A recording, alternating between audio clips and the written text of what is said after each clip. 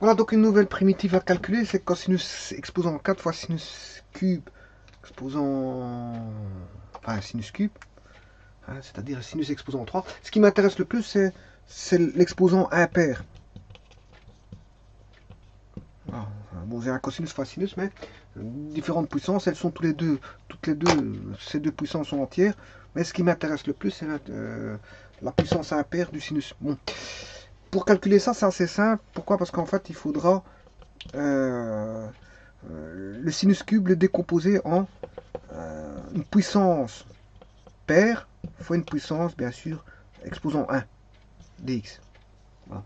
Toujours, quand vous avez de l'impair, vous savez décomposer en une puissance la plus grande paire et bien sûr une puissance exposant 1. Bon, on sait toujours faire ça avec les puissances. Si vous avez A exposant 7, c'est A6 fois A1. Si vous avez A9, mais ça fait A8 fois A1, etc. Alors, donc on sait toujours faire la plus grande puissance paire derrière la puissance impaire, et puis il restera bien sûr une puissance 1, toujours. Donc c'est ce qui se passe ici. Pourquoi je fais ça? Parce que pour faire intervenir une formule de trigonométrie, 1 moins cos carré x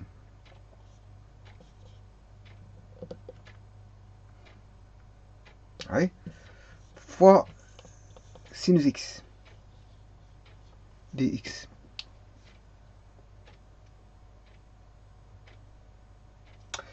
Et là, je vais tout distribuer, le cos 4 et le sinus x, dans la parenthèse, ce qui va me donner sinus x fois cos exposant 4 de x, moins cos 4 fois cos carré de x fois sinus x.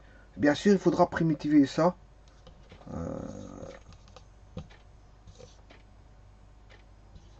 Comme ceci. Primitive d'une somme est égale à la somme des primitives. Voilà. Bon, ceci revient à cosinus exposant 6. Cos 4 et cos 2 donnent cosinus 6.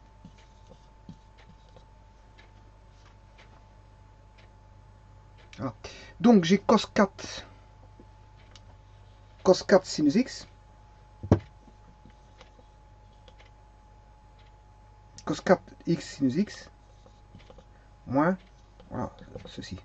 Alors, ça c'est assez simple, hein, ça se calcule toujours de la même manière. Mais on avait vu des formules. Hein. J'avais vu des formules concernant ça, donc on va les appliquer, puisque ça ne sert à rien de calculer deux fois la même chose, et c'est toujours la même chose. Quand c'est toujours la même chose, vous automatisez, vous essayez d'automatiser, mais ici, bon, on ne parle pas d'automatisation, parce que c'est pas un traitement mécanique, mais vous devez, on va dire, trouver un traitement plus rapide. Et le traitement le plus rapide quand vous voyez des choses comme ça, c'est d'utiliser les formules. Et on a vu des formules là-dessus, puisque je les ai démontrées, et j'ai calculé suffisamment de cos m. Hein, rappelez-vous, j'ai vu une formule cosinus mx fois sinus exposant 1x, bon, dx. Et ça, j'ai donné une formule, hein, ça se calcule toujours de la même manière. Hein. Voilà. Ça se calcule toujours de la même manière, je l'ai fait plusieurs fois.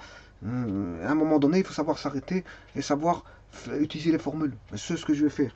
Bon, en utilisant les formules de ça, ça va donner, rappelez-vous, ça donnait cosinus m plus 1 x. Ouais, ici c'était même kx, j'avais même mis kx. Dans le cas où si j'avais des constantes, la constante ici elle vaut 1 k ici. Voilà, voilà donc kx, ça donnait ceci, fois moins 1, rappelez-vous, il y avait un moins, k fois m plus 1. Bien sûr, plus c. Bon, on va appliquer ça. Donc, on va appliquer. Le k ici, il est très facile. Parce que le k vaut 1. On a une fois x. Donc, une fois x. Donc, on va appliquer ça tout de suite. Donc, ici, ça va donner cos 5x. Cos 5x fois moins 1 sur 1 fois 5, ce qui fait 5. Voilà. Et l'autre, ça va donner moins 1 sixième de cos 6. Moins 1 sixième de 1 fois 6, 6. Voilà, moins 1 sixième de cos 6x. Bien sûr, plus constante.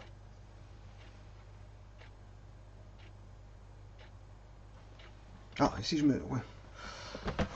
Ici, attendez, ici j'ai 4, 4 plus 1 ça fait 5. 4 plus 1 ça fait bien 5. Et là, 6, 6 plus 1 ça fait 7. Je m'excuse.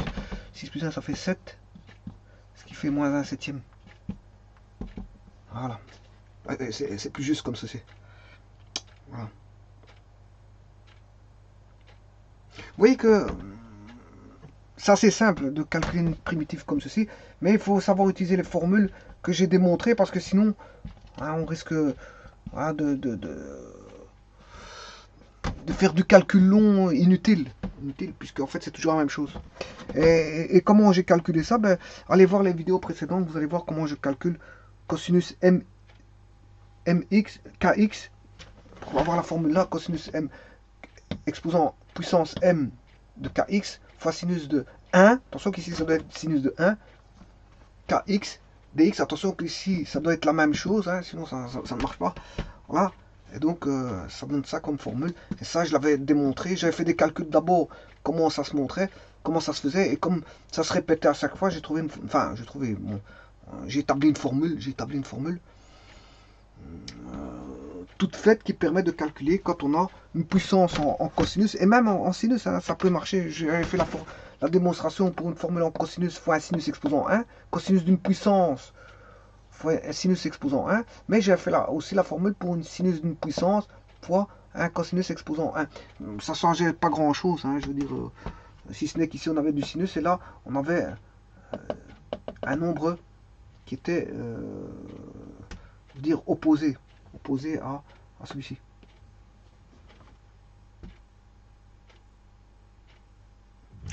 Voilà, assez simple à calculer. Voilà, on n'est pas encore dans des primitifs très difficiles. Donc voilà, merci.